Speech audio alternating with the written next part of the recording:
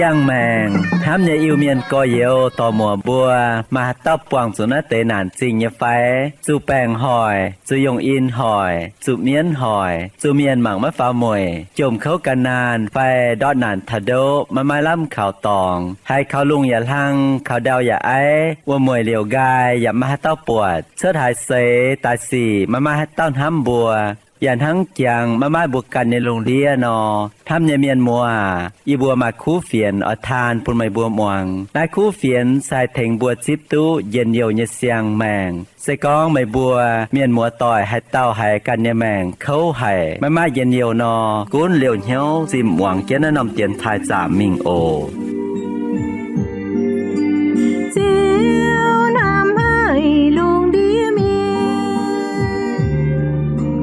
thế qua chén nên nhẹ quê Dìa ta dâm nói nòm phàm kinh gieo ban phiền luôn địa miên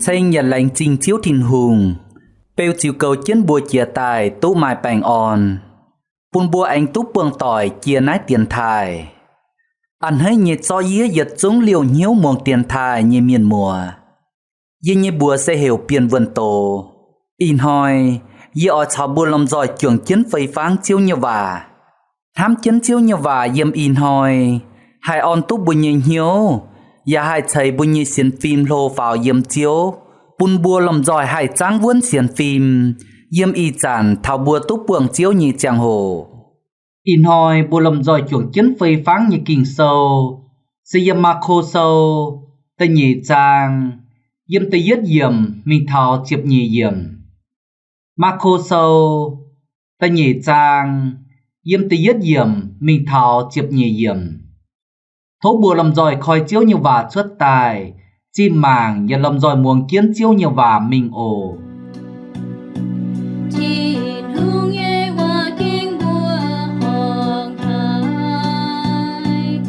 Kia lưu y chiến hỏi Giê-xu anh duẩn khá bê na múng Chúng miền hai con Giê-xu yếm béo nhề Miền chám hải cắp chún tài chiều buông béo dình Liêm canh đàng và mãi mãi tòng khủng Giê-xu chun tổ bún chuông miền muông vớt chản Mai bia tàu miền canh tàu bút bành bài miền tài lò Giê-xu Bà miền chám hải Mãi nói tốt bành miền thảo Giê-xu như giảm hiền Nên bùa chiều chết thông biểu ngò Tôi chàng Giê-xu yếm vua nông tòng cùng ngoài Chết thông mình Nên bùa chiều chó bành miền bùi chiến kiều bùng dìa Giê-xu buộc nát tê miền xiên tụ lống Nên chiều bùa bút bành bài miền To nà mới nhê chùi tụ quảng lý quá Mai tê giao lời nhê pin xanh chuối chiến vua Yếm hiếu hám Mẹ ta miền phùng hăng nái nọ con lè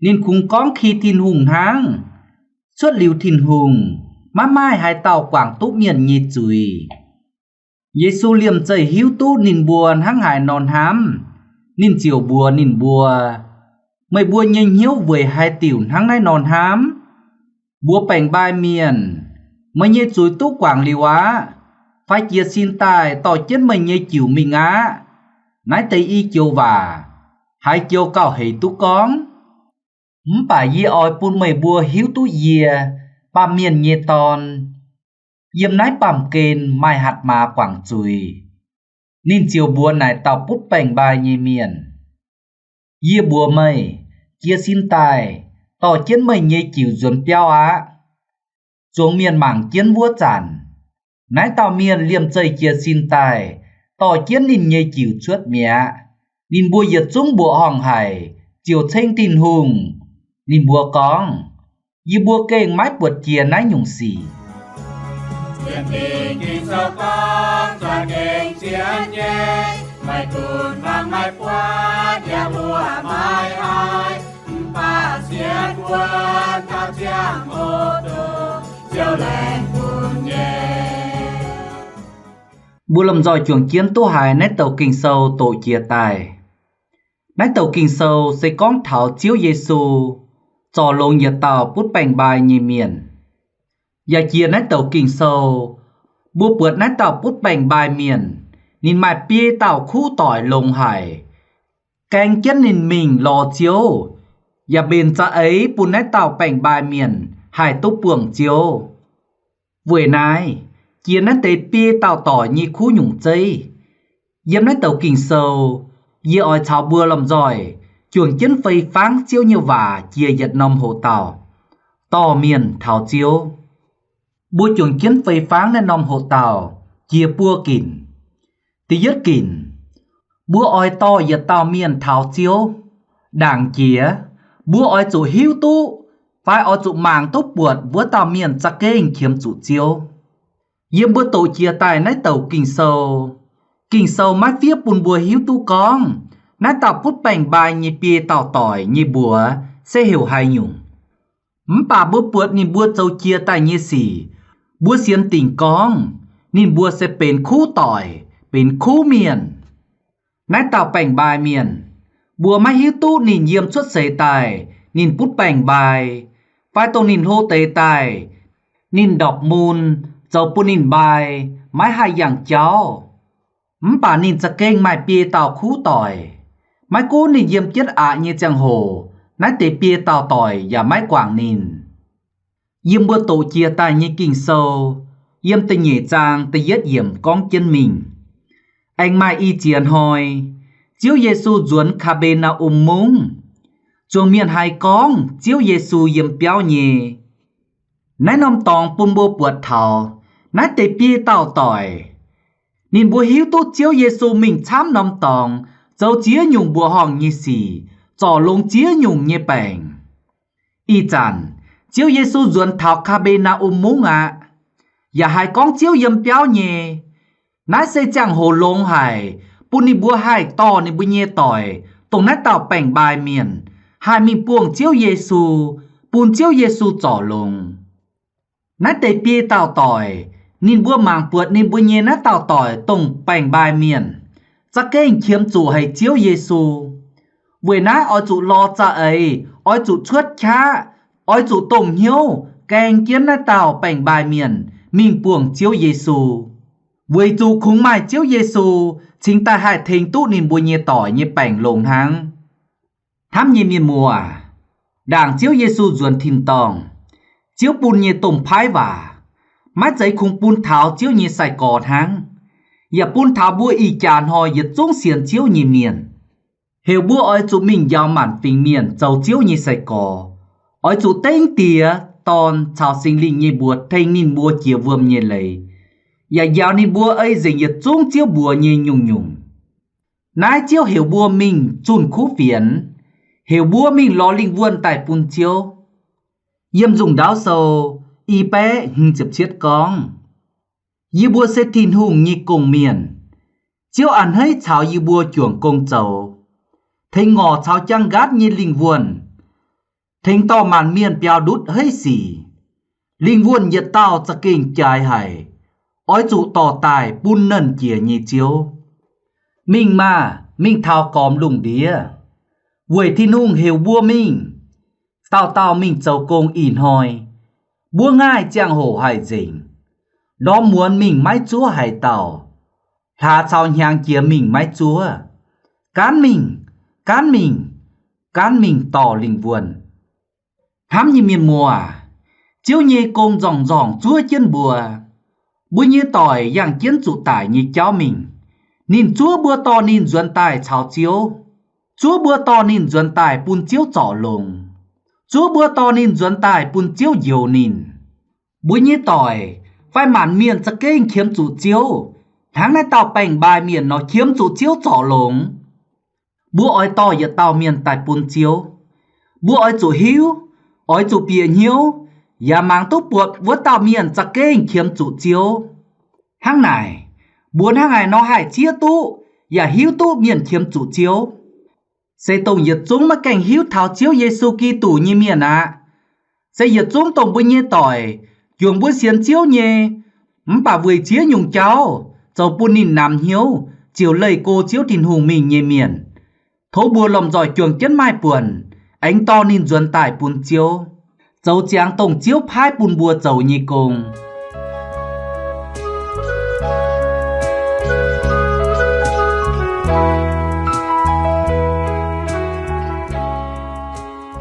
Tây nhị kín, ói to miền tại bún chiếu, ói chủ tổng hiếu.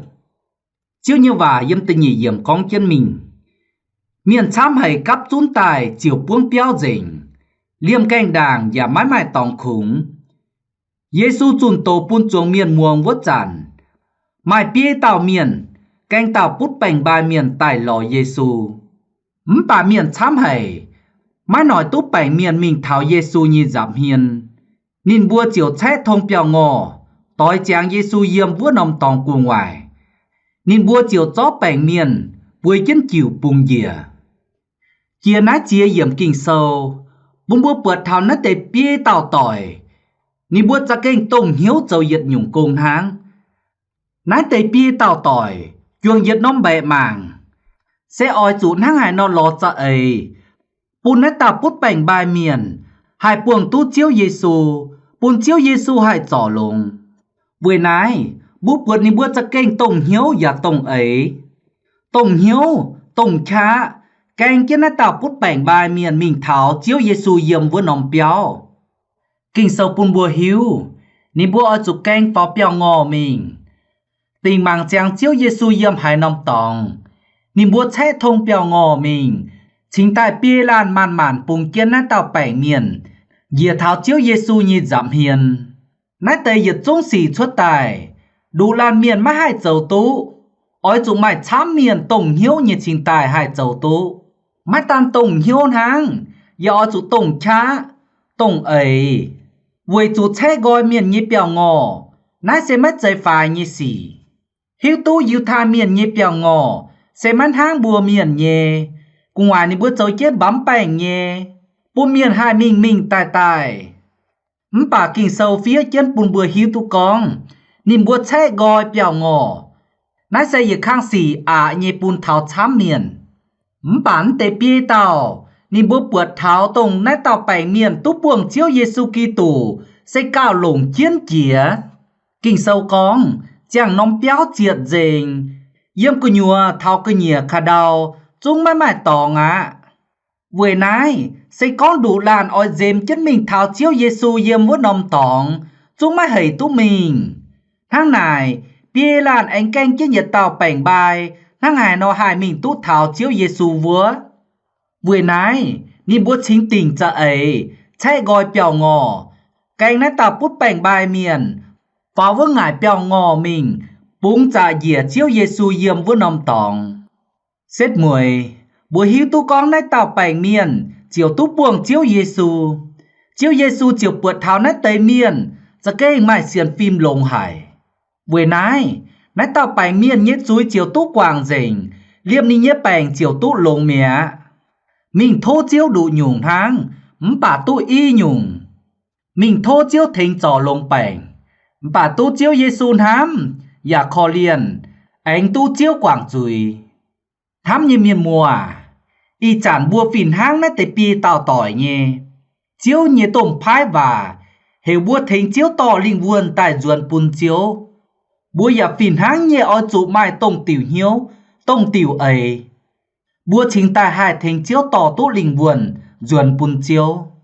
Khô linh thô chỉnh chiều bàng, xét bên nhiệt nóm bút giỏi như chiều bàng. Bên nhiệt nóm chiều bàng lô, mai mình tàu như chiều bàng. Họp dù đi mua oi chú tổng tiểu hiếu, tổng tiểu ấy chuốt mình chùn khu phiền, thính chiếu lò linh vuôn duân tài bùn chiếu thìn hùng. Bà nên bùa mái trốn hang này, yếm của nhúa chiều bang mái chết lùn, bùn gói châu chiều quản. Mái quản con can Apollo, mái quản con can Pite, mái quản con can Paulo, anh mái quản con can Kitô. Liu Paulo con, Kitô như khu phiền chết bùn gói châu chiều quản hang này phải. Chúng mái chền hang này, khu phiền sẽ đủ nhùng khu phiền hang. liu yếm Galatia sâu bu bu bật thao yết trung xiên chiếu như miền yếm Galatia sáng giặc phìn háng như mình tòng Paulo con yí bùa hong hay mây bùa quang lồng ký tù như en hều mây bùa tai vuốt tàu đồng nải xiếp anh mình can nhung khú phiền chúng mai can nhung khú phiền yên háng nái nó con với chú mai tây miền chiếu lùn mây bùa giờ ói cói phiên ký tù như khú phiền mái cún dìa bùa và yếm tin tòng tai như phiền miền chun can nhung khú phiền mái háng như bùa chun pun mây bùa với nhung khú phiền nọ pun sinh nín trụ chiều á dì bùa chúng con chia nhé y chẳng dì anh con rùn sẽ con hai tao chung can nhung khú phiền pun mây bùa muồng mái háng mây bùa chín đàng chíp với nhung khú phiền nọ thố pun bùa tao trụ chiều á bao lô nhé ấy sẽ ỏi pun chuông miền chuông nhung khú phiền mái tung pun gọi châu chia quản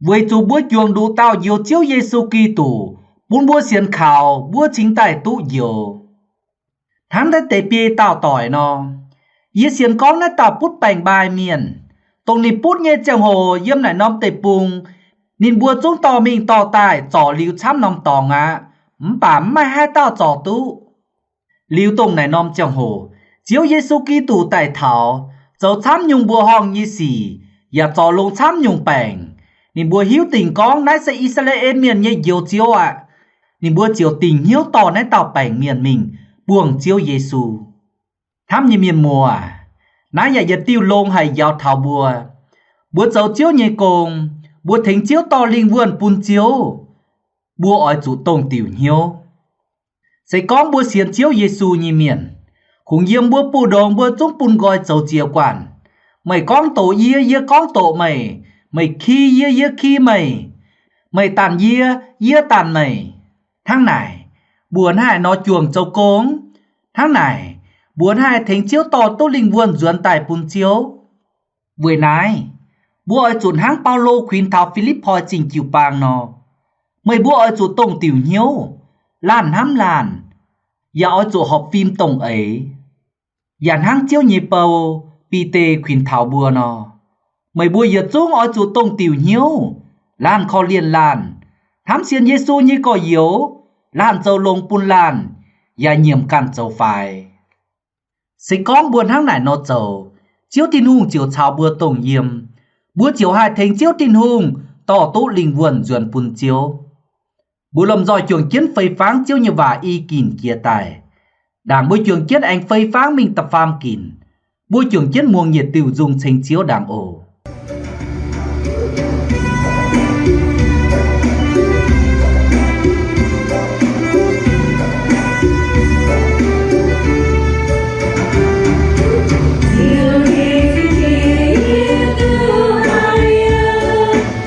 Hãy subscribe cho kênh Ghiền Mì Gõ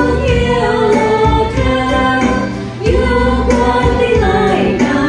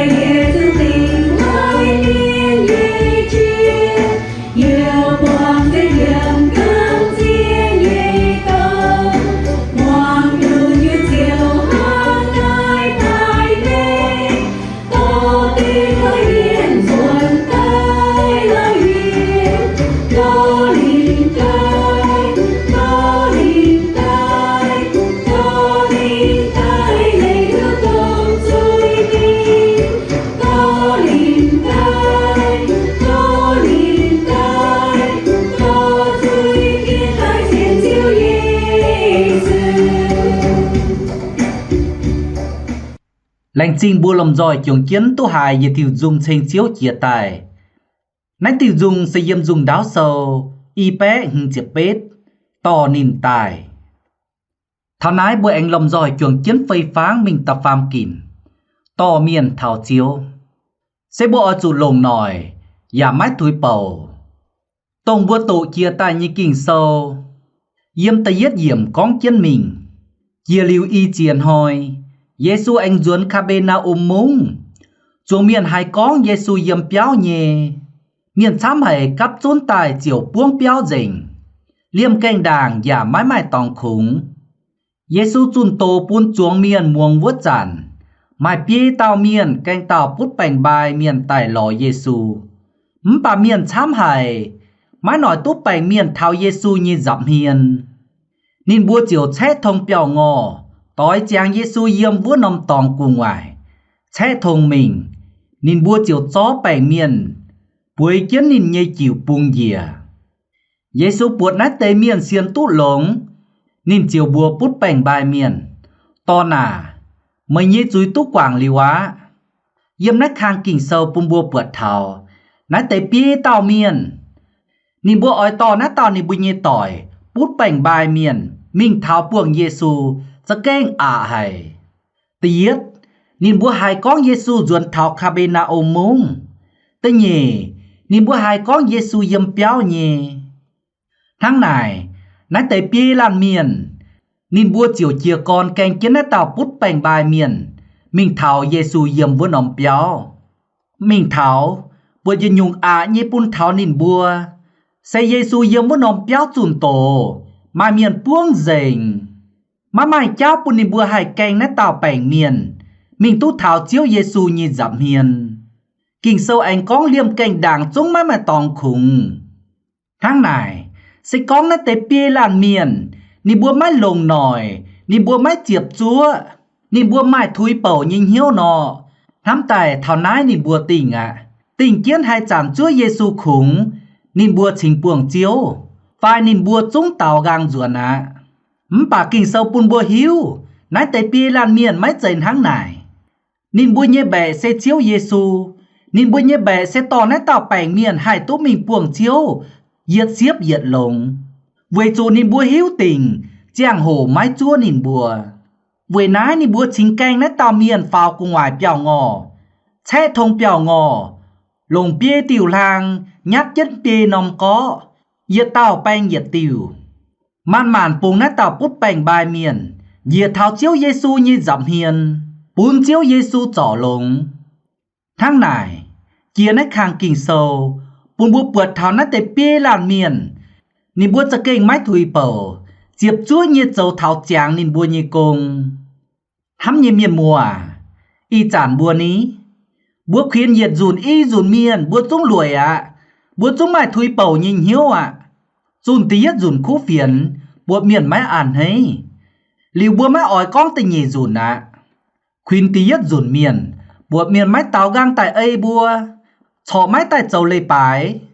Liu bùa chiều nằm hiếu Dìa con bây như công lại sung mẹ. Chàng mẹ. Hám như miền mùa. Buồn hám tài tháng này no họp như phải. Sẽ con buồn tháng này no chầu. Bây như công chàng mẹ phải. Thố chiếu thìn hùng. Bùn bùa lầm dọi chuồng chân mạnh hiếu. Náng này tế bia tàu tỏi nò. Mái thui bầu. Mái nằm hiếu. Châu tháo chàng công. Tỏ tú miền tháo buồng chiếu Giê-xu. Bốn miền tú trỏ lồng. Bốn miền tú chiếu quảng chùi. Bốn miền chíp tú thìn hùng như dấu ên. Nái sẽ mất dày hai tàu cản như công. Nái sẽ bùa mấu làn miền. Tổng xiên kháo chiếu Giê-xu kỳ tủ như miền như công In hoi bùi nhé chàng hồ anh dình kì buồn nái. Lánh trình nhiệt chúng liều chân hiếu muồng tiền thai. Thôi nhiệt chúng anh liều chân hiếu muồng tiền thai. Liều bùi anh túc buồng tỏi chia nái tiền thai ổ. Thố nần chia nhé chiếu tình hùng. Chày phú, chày dần nhiều. Chày bành on bùn nhiệt chúng muồng tiền thai như miền.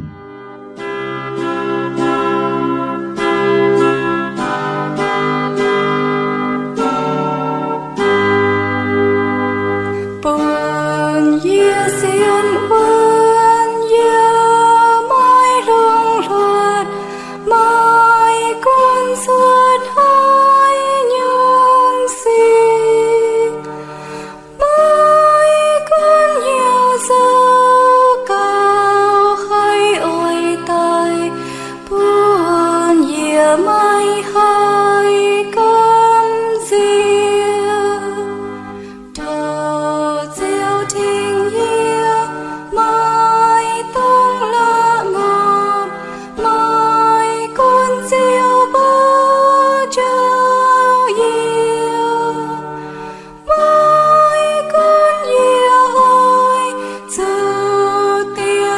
gian khâu buồn nhẹ ra kinh khâu chiều mai con tới buông ra kinh trong hai thâu thanh nhẹ xin tư vấn chân sẽ nhẹ chiều thơ chiều chiều thanh nhẹ nhau hin khâu chiều mai con miền con xiên xéo nhảy miền không e trên hông nhẹ trao buồn nhẹ hiểu tình siêu nhẹ thông minh